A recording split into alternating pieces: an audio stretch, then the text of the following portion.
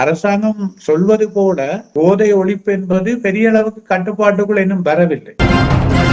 ஊழல் ஒழிப்புன்றதும் அரசாங்கத்தால ஆரம்பத்துல சொன்ன மாதிரி அந்த இலக்க நோக்கி அவர்கள் இன்னும் நகர இல்லை. 2650 ஏக்கரை வழிவடக்குல ராணுவம் கையகப்படுத்தி வச்சிருக்கு. இன்னைக்கு அவங்கட நிலங்களை விட வேணும் என்று ஒரு இடத்துல தானும் ஜனாதிபதி பேசினது கிடையாது. ஜனாதிபதி வர்ற போது அதைத்தான் எல்லாரும் எதிர்பார்க்கிறாங்க. அவர் ஒரு அரசியல் கைதியை விடுவிப்பதாக அறிவிப்பாரா, அல்லது காணாமலாக்கப்பட்டவருக்கு என்ன தீர்வு தருவன் என்று சொல்லுவார் என்றால், இன்றைக்கு வடக்குல இருக்கிற தமிழ் மக்களோ, தமிழர் தாயகத்தில் இருக்கிற தமிழ் மக்களோ, டயஸ்போராவில் இருக்கிற தமிழன் ஆராதீனவாதம் பேசுறாங்க. ஆனா இன்றைக்கு தென்னிலங்கையில சரத் வீரசேகர பேசுகிற இனவாதம், விமல் வீரவன்ச பேசுகிற இனவாதம், புதிய கம்மன்பில பேசுகிற இனவாதம், ஆண்ட்ரோகுமாரோட இருக்கிற பிமல் ரட்நாயக்க பேசுகிற இனவாதம் எல்லாம் ஏன் அவருக்கு தெரியும்?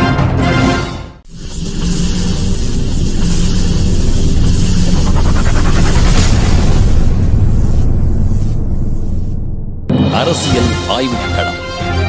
உண்மையோடு தமிழர்களின் உரிமை காக்க உரசிவிடும் தீக்குச்சி என தன்னை நிலைநிறுத்தி தமிழரின் அரசியல் பேசும் களமாக உங்களை தேடி வருகிறது அரசியல் ஆய்வுக்களம்.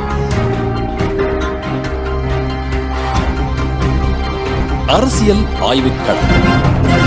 அன்பான அவர்களுக்கு வணக்கம். நீங்கள் பார்த்துக் கொண்டிருப்பது STS தமிழ் தொலைக்காட்சி. STS தமிழ் தொலைக்காட்சியில் வார வாரம் இடம்பெறுகின்ற அரசியல் ஆய்வுக்களத்தோடு இணைந்திருக்கிறோம். அரசியல் ஆய்வுக்களத்தில் வழமை போலவே எங்களோடு இணைந்திருக்கின்ற சபாகோதாஸ் அவர்கள் இணைந்திருக்கின்றார்.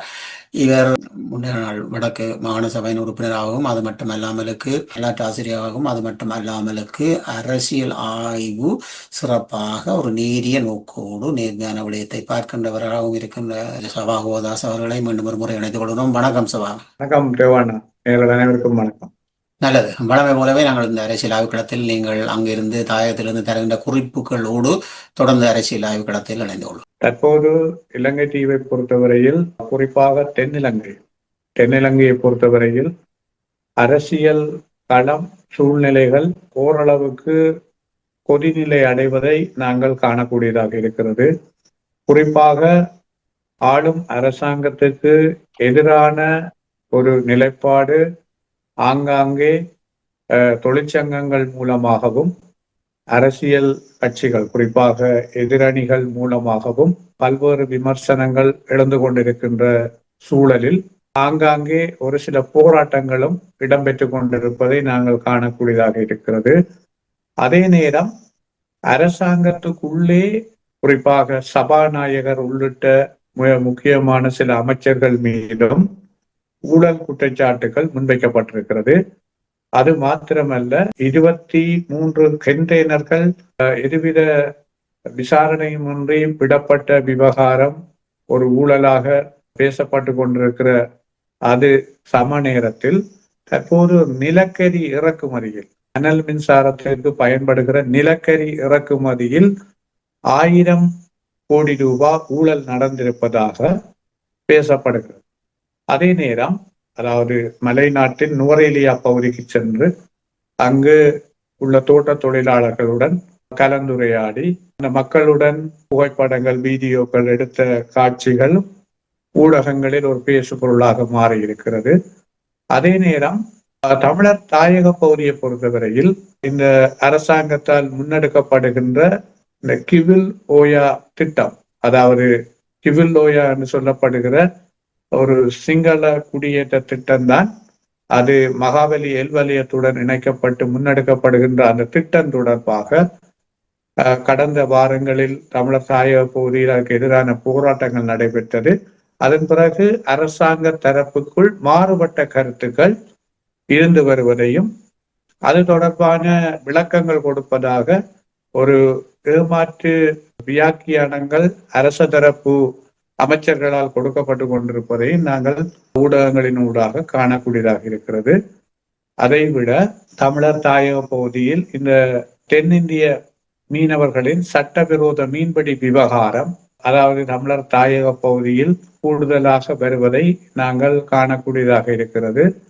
அதனை விட இந்த போதைப் பொருள் பாவனை என்பது தமிழர் தாயகத்தை பொறுத்தவரையில் குறிப்பாக வடக்கு கிழக்கு மாகாணங்களில் குறிப்பாக யாழ்ப்பாணத்தில் போதைப் பொருள் பாவனை மேலும் அதிகரித்திருப்பதை நாங்கள் காணக்கூடியதாக இருக்கு. நாள்தோறும் போதை பாவனையாளர்களை விட போதை விற்பனையாளர்களின் எண்ணிக்கை அதிகரித்து செல்வதை நாங்கள் காணக்கூடியதாக இருக்கு.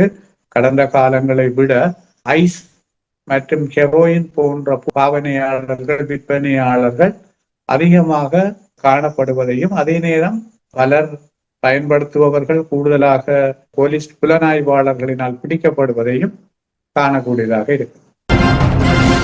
போதவஸ்து சம்பந்தமான விஷயங்களை பார்ப்போமாக இருந்தால் இலங்கை அரசாங்கம் மிக துரிதமாக பறைசாற்றுகின்றது. போதை வஸ்து பாய்பவர்களை நாங்கள் எப்படியும் கண்டுபிடிப்போம், அவர்களுக்கான அது அரசு உத்தியோகர்களாக இருந்தானே ஆராக இருந்தானே அதை யார் விற்பனை செய்கின்றார்களோ அவர்களை கண்டுபிடிப்போம், அதற்கான ஒரு முடிவை நாங்கள் இறுதி முடிவுக்கு கொண்டு வருவோம் என்ற ஒரு தகவலை ஜனாதிபதி மட்டுமல்ல அதில் இருக்கின்ற அனைவருமே கூறுகின்ற ஒரு வார்த்தையாக பார்க்கக்கூடியதாக இருக்கு. அப்படி இருக்கும்போது போதை வஸ்தின் வியாபாரிகள் யாழில் வடமாகாணத்தில் கூடியிருக்கின்றார்கள் அதற்கான அடிப்படை காரணங்கள் வண்ணமாக இருக்கு. ஜனாதிபதி சொல்வது போல போதை ஒழிப்பும் ஊழல் ஒழிப்பும் என்றதுதான் அவர்கள் பிரதானமா சொல்லிக் கொண்டிருக்கிற விஷயம்.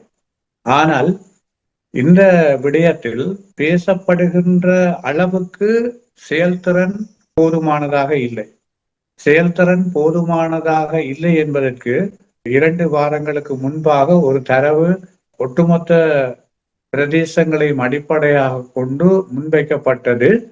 அதன் அடிப்படையில் கடந்த காலங்களை விட ஐஸ் போதை பாவனையாளர்கள் இப்பொழுது பன்மடங்கு அதிகரித்திருப்பதாகத்தான் அந்த தரவுகள் வெளிவந்திருக்கிறது. ஆகவே இந்த அரச யந்திரத்தின் குறிப்பாக பாதுகாப்பு பிரிவு, அதாவது கடற்படை அல்லது இராணுவம் அல்லது போலீஸ் படை, இவர்களுக்குள்ளாலே தான் இந்த செயல்பாடு ஊடுருவி கொண்டிருக்கிறது. உண்மையில அந்த தரப்பு சரியான இறுக்கமான ஒரு நிலப்பாட்டை பின்பற்றும் அல்லது ஊழல் இல்லாத ஒரு நிலப்பாட்டை அவர்கள் கையாள தயார் என்று சொன்னால் இந்த செயற்பாட்டை முற்றுமுழுதாக தடுக்கலாம். ஆனால் அதை மீறி இவ்வளவு தூரம் வருவதற்கு, குறிப்பாக இந்த யாழ்ப்பாணத்தை பொறுத்தவரையில் பச்சிலை பள்ளியில் குறிப்பாக மாசார் பிரதேசத்தில் 150 கிலோ கஞ்சா ஒரு பற்றைக்குள் எடுத்திருக்கிறார். அதைவிட கடந்த வாரங்களில் வடமராட்சி கிழக்கில் கட்டைக்காடு, வெத்தலைக்கேணி, அதே போல பத்தராயன் போன்ற இடங்களில் 300-400 கிலோக்கள் என்று சொல்லி எடுத்திருக்கிறார். அப்படி ஒவ்வொரு இடங்கள்லையும் மிக அதிகமாக எடுக்கப்படுகிறது. அதை விட சிலர் பிடிக்கப்பட்டிருக்கிறார்கள். குறிப்பாக கூடுதலாக இளைஞர்கள் தான் அதில் பிடிக்கப்பட்டிருக்கிறார்கள், ஓரளவுக்கு படித்தவர்கள். அப்படியான ஒரு நிலப்பாடு இங்கு அதிகமாக காணப்பட்டு கொண்டிருக்கிறது. அதைவிட அந்த ஐஸ் போதை பாவனையாளர்களின் எண்ணிக்கை அதிகரித்திருக்கிறது. இன்றைக்கு அரசாங்கம் ஒவ்வொரு சிறைச்சாலைகளிலும், உதாரணமாக ஒரு சிறைச்சாலையில் 10,000 சிறை கைதிகளை தான் வைத்திருக்க முடியும் என்றால் அந்த சிறைச்சாலையில் 20,000 சிறை கைதிகள் இருக்கிற அளவுக்கு நிலைமைகள் மாறி இருக்கிறது. அவை இப்படியான ஒரு நிலைமை ஒரு ஆபத்தானதாகத்தான் இருக்கிறது. ஆனால் எங்களை பொறுத்தவரையில் தமிழர் தாயகத்தில், குறிப்பாக யாழ்ப்பாணம் மற்றும் வடமாகாணத்தின் மாவட்டங்களில் இந்த பாவனை அதிகரித்திருப்பது ஒரு ஆபத்தானது.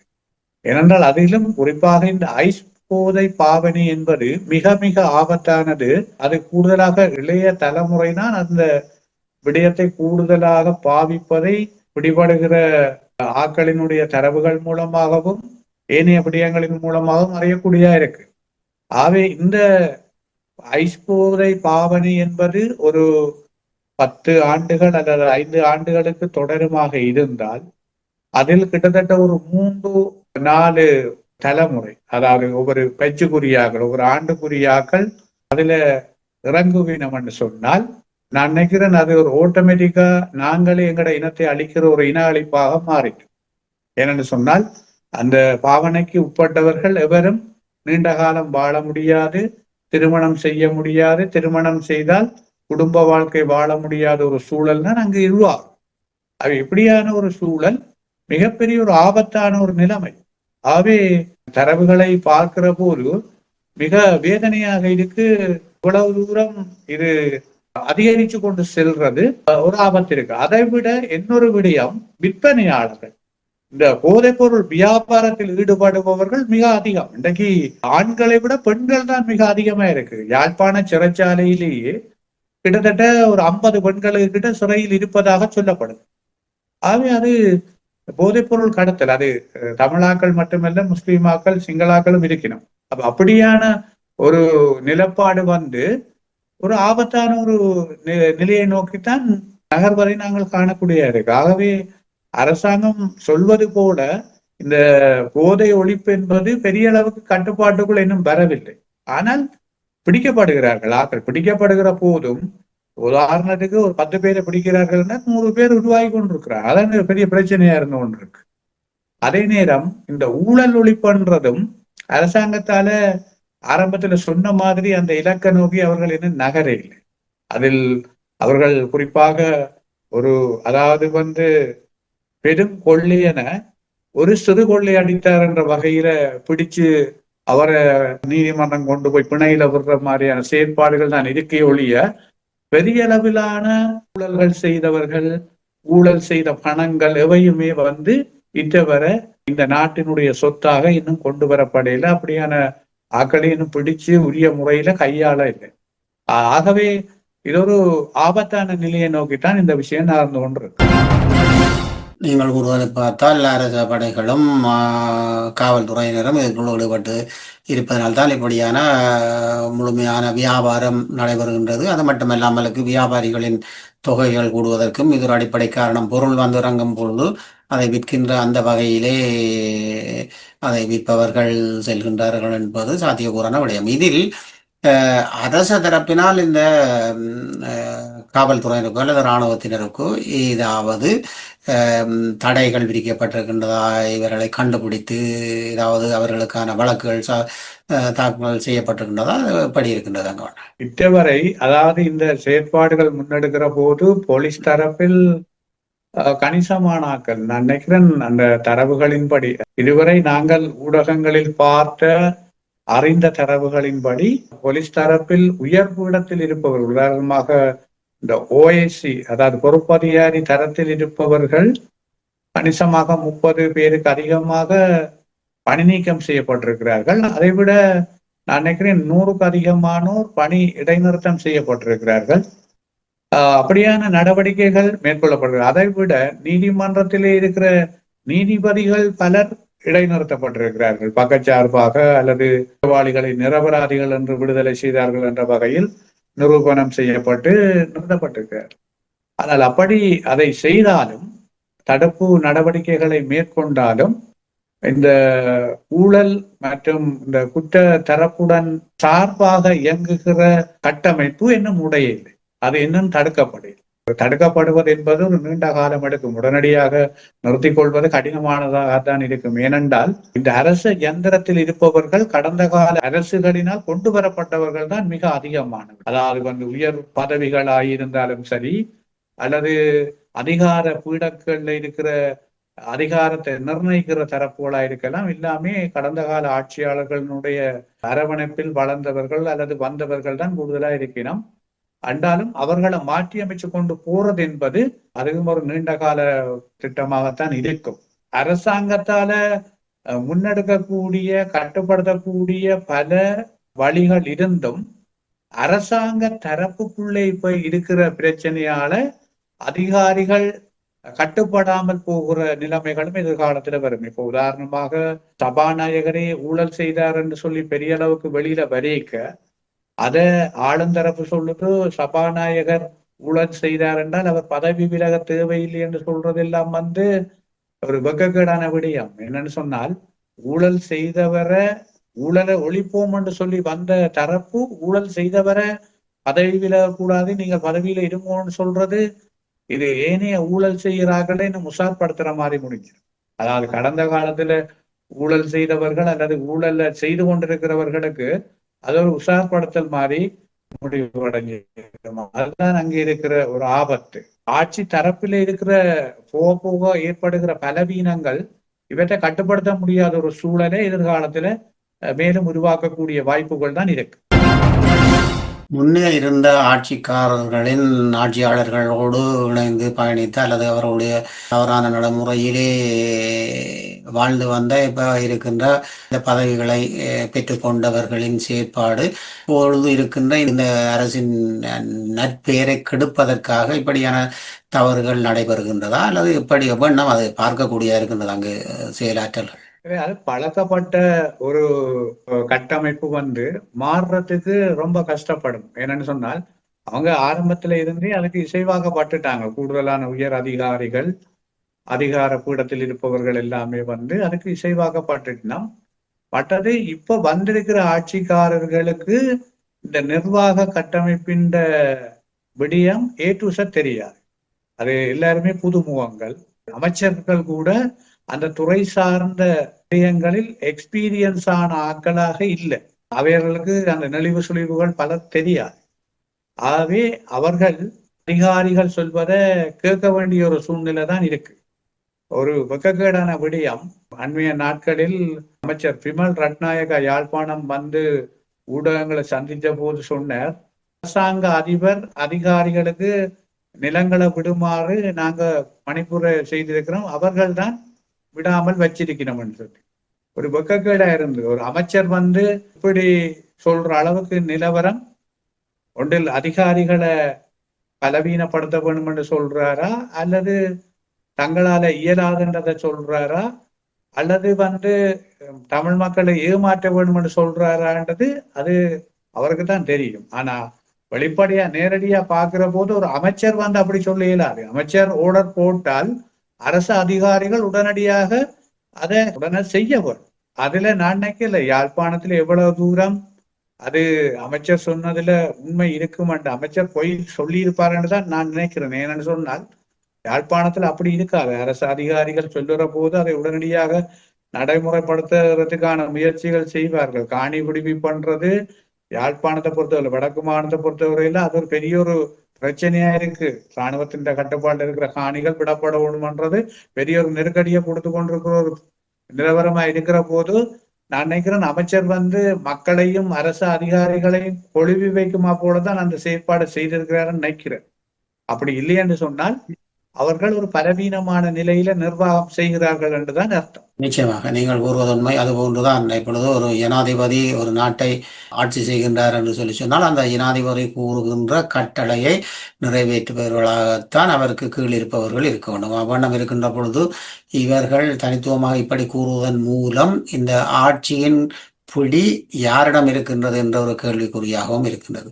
அந்த வகையிலே இது சாத்தியக்கூறுகள் வண்ணம் இருக்கின்றது. இந்த காணி விடுகின்ற விடயங்கள் அதற்கான சாத்தியக்கூறுகள் மேலதிகமாக இருக்கின்றதா அல்லது அது இப்படியே பேச்சோடு நின்றுவிடக்கூடியதாக இருக்கின்றது? அங்கு பார்க்கக்கூடிய தகவல்கள் வண்ணம் ஊடகங்கள் மூலம் கசிகின்றது. தமிழர் விடயங்களை பொறுத்தவரையில், ஈழத்தமிழர் விடயங்களை பொறுத்தவரையில் இப்போது இருக்கிற ஆட்சியாளர்கள் அன்றகுமார தலைமையிலான அரசாங்கம் தெற்கிலே ஒன்றை கதைக்கிறதும் வடக்கிலே இன்னொன்றை பேசுறதுமா தான் இருக்கு. அதாவது பொய் தான் பேசுகிறார், முழுக்க பொய் தான் பேசுகிறார். குறிப்பாக இந்த கிவில் லோயா திட்டம் உண்மையில அது ஒரு சிங்கள குடியேறதுக்கான திட்டம். இது தமிழாக்களுக்கு தெரியாதது ஒன்றும் இல்லை. ஏனென்றால் எங்கட மூல பிரச்சனையே சிங்கள குடியேற்றத்தாலதான் உருவெடுத்தது. 1952ஆம் ஆண்டு அம்பாறையில கல்லோயா திட்டம் என்று சொல்லி கொண்டு சிங்கள குடியேற்றங்களை ஆரம்பிச்சதுல இருந்துதான் எங்கட பிரச்சனையே உருவெடுத்தது. இனப்பிரச்சனை, தேசிய இனப்பிரச்சனை என்றது உருவெடுத்தது.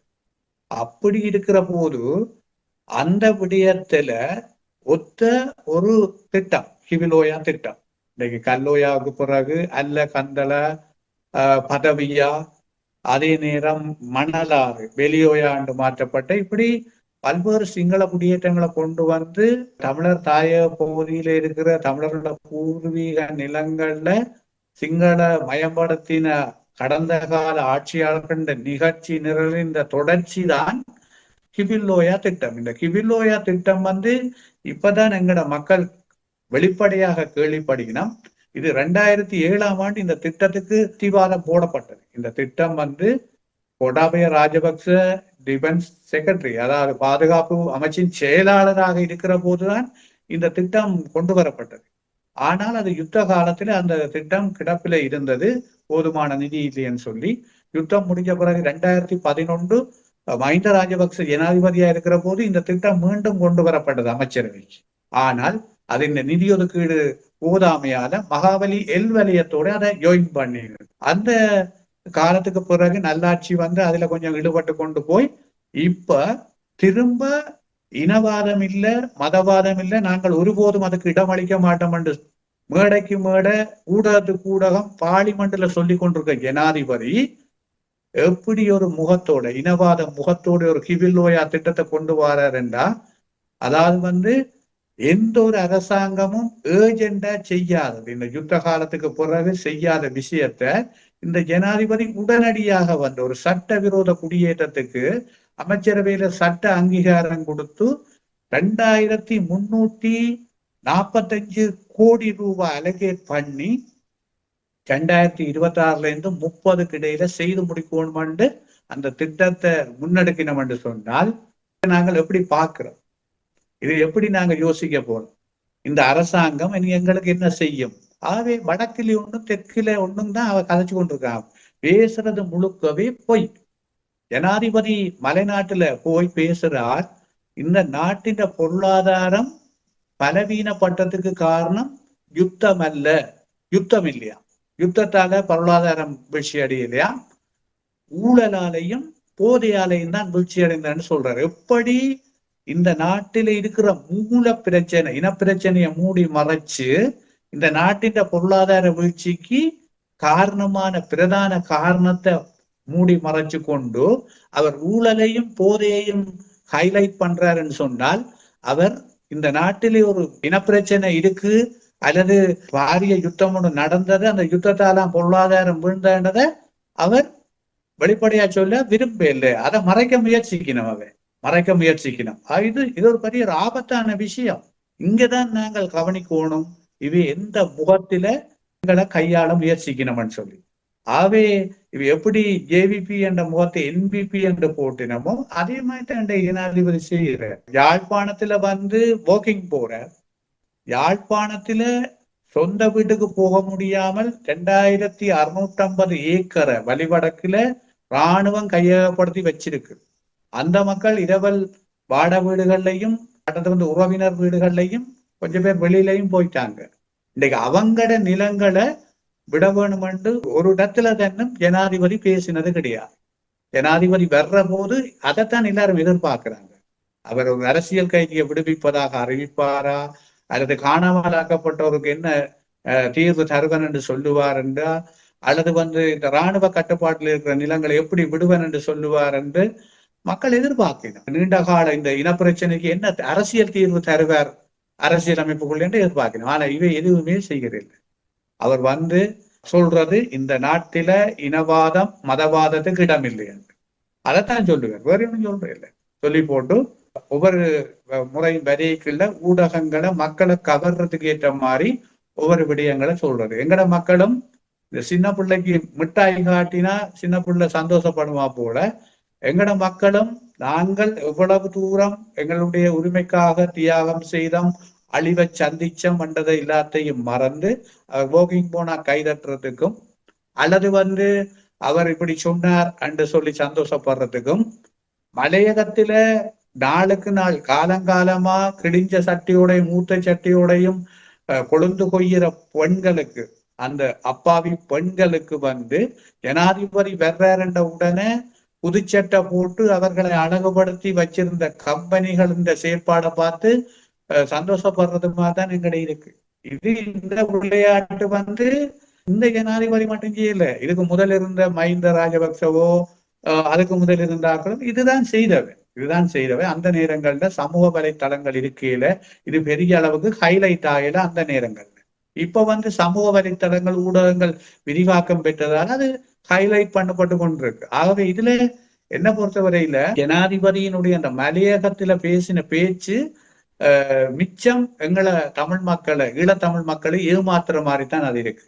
ஏனென்று சொன்னால் இன்றைக்கு உண்மையில இந்த நாடு அதள பாதாளத்துக்குள்ள போனதுக்கான காரணம் கோர யுத்தம். யுத்தத்துக்காக வாங்கின கடன்கள், வாங்கின ஆயுதங்கள், அவருக்கு செலவு போன விடயங்கள், அந்த காலகட்ட பிறப்பில இந்த நாட்டுக்கு தேவையான முதலீட்டாளர்கள் வராமல் வெளியில போனது எல்லாமே தான் பொருளாதார பின்னடைவுக்கு பிரதானமான காரணம். அந்த யுத்தம் முடிஞ்சதுக்கு பிறகுதான் இந்த ஊழல், இந்த போதைன்றதெல்லாம் இன்றைக்கு பெரிய அளவு உருவெடுத்தது. ஆனால் ஊழலும் போதையும் தான் இந்த நாட்டின் பொருளாதாரத்தை வீழ்த்தினது என்று சொன்னால், ஜனாதிபதி வர்றதுக்கு முதல் சொன்னார், ஊழல் செய்த ஆக்களின் கோப்புகள் 4000 தங்கள்கிட்ட இருக்குன்னு சொல்லி. அந்த 4000 கோப்பில ஐயா நீ ஒரு 4 கோப்பில இருக்கிற காசையாவது கொண்டு வந்தியா? உகண்டால டாலர் இருக்கு, ராஜபக்சர்கள் டாலர் இருக்கு, வச்ச இடம் தெரியுமான்னு சொன்னீங்க. ஏன் கொண்டு வரையில? அதாவது இறுதி போரில கொண்டு போன தங்கம் எல்லாம் கொண்டு போய் ஜப்பானில வித்தாங்க தெரியுமான்னு சொன்னீங்க. ஏன் எடுத்துட்டு வரையில? ஆகவே பண்டோரா பேப்பர்ல ராஜபக்ச குடும்பத்துக்கு நிறைய பில்லியன் கணக்கான டாலர்ஸ் இருக்குது, அதெல்லாம் எடுக்கலாம். ஏன் எடுக்கல? இது எங்களை பொறுத்தவரையில அவர்கள் ஏமாற்றிக்கணும். அதாவது கடந்த கால ஆட்சியாளர்களை விட இவர்கள் மோசமாக எங்களை பொய் சொல்லி ஏமாற்றிக்கணும். அதுதான் நடந்து கொண்டிருக்கு. ஆகவே இவர்களால எங்களுக்கு எதுவுமே இட்டவரை நடக்கல. நடக்கிறது முழுக்க எங்களுக்கு சொல்றது ஒன்று, செய்யறது ஒன்றாகத்தான் இருக்கு. அதுக்கு சிறந்த ஒரு விடயம் இந்த கிவிலோயா திட்டம். இதுக்கு பிறகும் தமிழ் மக்கள் இந்த அரசாங்கம் இனவாதம் இல்லாத அரசாங்கம் என்று சொல்லி யாரும் சொல்லுவானா இருந்தால் அவனை விட முட்டாள் வேறு யாரும் இருக்காது. இன்றைக்கு தென்னிலங்கையில, இன்றைக்கு வடக்குல யாரை இனவாதம் பேசுகிறோம்? இன்றைக்கு வடக்குல இருக்கிற தமிழ் மக்களோ, தமிழர் தாயகத்தில இருக்கிற தமிழ் மக்களோ, டயஸ்போராவில இருக்கிற தமிழன் யாராவது இனவாதம் பேசுறானா? ஒரு தெருமை இல்லை. தங்களுக்கு இருக்கிற பிரச்சனையை தான் கேட்கிறார். ஆனா இன்றைக்கு தென்னிலங்கையில சரத் வீரசேகர பேசுகிற இனவாதம், விமல் வீரவன்ச பேசுகிற இனவாதம், உதய கம்மன்பில பேசுகிற இனவாதம், ஆண்ட்ரோகுமாரோட இருக்கிற பிமல் ரட்நாயக்க பேசுகிற இனவாதம் எல்லாம் ஏன் அவருக்கு தெரியலையா? கண்ணுக்கு தெரியலையா அவ என்ன பேசி கொண்டிருக்கணும்? ஏன் அவர்களை அவரால் கட்டுப்படுத்த முடியல? கட்டுப்படுத்த மாட்டோம். ஏனென்றா அவர்களை வச்சுத்தான் அவர்கள் ஆட்சியை தக்க வச்சு கொண்டிருக்கணும். இதுதான் அங்க நடக்கிற விஷயம். உண்மையாக பரிசுத்தமா அவர்கள் உளப்பூர்வமா இனவாதத்தை கட்டுப்படுத்த வேணும்னு சிந்திக்கணும்னு சொன்னா ஜனாதிபதி அறிவிக்கணும், கிவிலோயா திட்டத்தை நாங்க நிறுத்துறோம்னு சொன்னோம். அது அறிவிப்பாரா இருந்தா தான் அவர் சொன்ன சொல்லுக்கு ஒரு சரியான ஒரு ஜனாதிபதியாக நாங்கள் கணிக்க முடியும். கிவிலோயா திட்டம் என்றது அன்றைக்கு எப்படி DS சேனநாயக்கா 1952ஆம் ஆண்டு, அதாவது அம்பாறையில தமிழ் பேர்ல இருந்த பட்டிப்பளை ஆற கல்லோயா திட்டமா மாத்தி இன்றைக்கு அம்பாறையில 3வது வீதாசார இனமாக தமிழினம் மாறி இருக்கு. ஒரு காலத்துல தமிழ் மாவட்டம், முற்றுமுழுதாக தமிழ் மாவட்டமா இருந்த அம்பாறை இன்றைக்கு வீதாசாரத்துல 3வதா போயிருக்கு. அது மாத்திரமில்ல, அம்பாறைன்னு இப்ப சொல்றேன், இப்ப திகாமடுள்ள என்றுதான் சொல்றது. திகாமடுள்ள மாவட்டம் என்று எல்லாம் பேர் மாறி எல்லாம் அழிக்கப்பட்டுட்டு. ஆகவே எதிர்காலத்துல நீங்கள் இருந்து பாருங்க, இன்னொரு 10 வருஷத்துல இவர்களை போல ஆட்சியாளர்கள் தொடருகிற போது முல்லைத்தீவு வவுனியா மாவட்டத்தில தமிழர்கள் 3வது இடத்துக்கு போவினம். கிவிலோயா நிறைவேறும் என்று சொன்னால் இன்றைக்கு அதாவது வெளியோயாவில 4150 குடும்பம் இருக்கு. கிவிலோயாவில 1650 குடும்பங்களை குடியேற்றதான் இலக்கு. அதான் அது இந்த பிரதான இலக்கு. ஆகவே அந்த 2ம் சேருமா இருந்தால் முல்லைத்தீவில வீதாசாரத்துல கூடின இனமா சிங்களவங்க தான் இருப்பான். அதே நேரம் வவுனியாவில இன்னும் அந்த மகாபலி எல்வலயம் பிறப்பிக்கப்பட்டு அது பூர்த்தியாகப்படுமா இருந்தால் வவுனியாவில 1வது குடியேற்ற இனமாக, வீதாசாரத்துல கூடிய இனமாக சிங்களவங்க எல்லாம் பெறுவாங்க. இதுதான் அவங்களுடைய இலக்கு. அதுக்கு பிறகு நாங்கள் தமிழர் தாயத்தை பற்றி கதைக்க வேண்டிய தேவை இல்லை. உண்மையிலேயே மிக வலி சுமந்த தமிழர்களாக எங்களுடைய வாழ்க்கை சமத்துவமாக பிரிட்டிஷ் அந்த நாட்டை விட்டு செல்லும் போது அரசியல்வாதிகள் அதை சமத்துவமாக வாங்கியிருந்தால் இவ்வளவு தூரம் நாங்கள் கஷ்டப்பட தேவையில்லை, போராட்டம் தேவையில்லை, இவ்வளவு உயிர்களை பறிகொடுக்க தேவையில்லை. உண்மையான வரலாற்றின் திணிப்பிலே பிரிட்டிஷ் அரசாங்கம் ஒரு முக்கிய காரணமாக இருப்பதை கூட நாங்கள் பார்க்கக்கூடிய இருந்தது.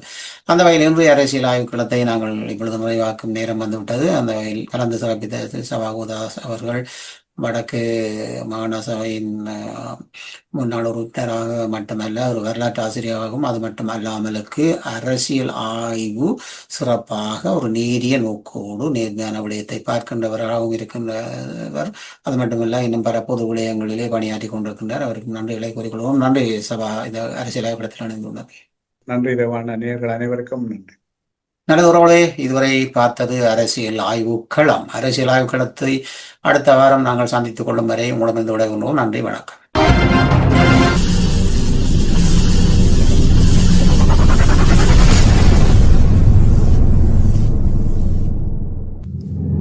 அரசியல் ஆய்வுக்களம். உண்மையோடு தமிழர்களின் உரிமை காக்க உரசிவிடும் தீக்குச்சி என தன்னை நிலைநிறுத்தி தமிழரின் அரசியல் பேசும் களமாக உங்களை தேடி வருகிறது அரசியல் ஆய்வுக்களம். அரசியல் ஆய்வுக்களம்.